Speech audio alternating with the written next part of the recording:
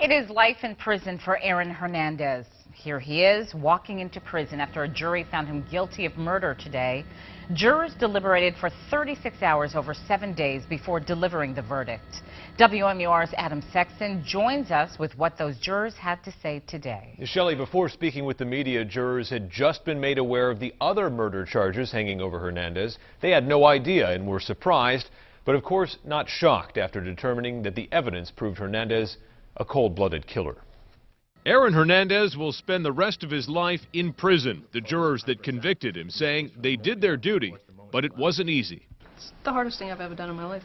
New England Patriots owner Bob Kraft was the one who brought Hernandez to Massachusetts as a member of his football team. And apparently Kraft also provided the testimony the jury found crucial to convicting the former star tight end of murder. Speaking out following Wednesday's verdict, jurors told reporters they were paying close attention to what Kraft said on the stand. He testified that 2 days after the killing of Odin Lloyd, Hernandez said he hoped Lloyd's time of death would be revealed. Hernandez said he had an alibi. The jury found that suspicious. To this day, we just went through a 3-month trial. This is now a year and a half or 2 years later.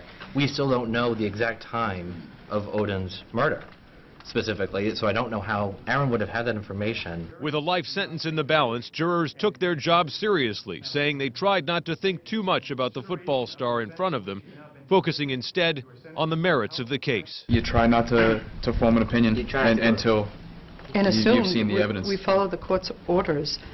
Assume that the man sitting in that seat is innocent until the prosecution proves he's guilty. And that's what happened today.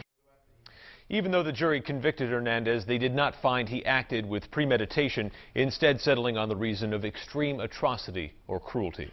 Adam Sexton, WMUR News 9.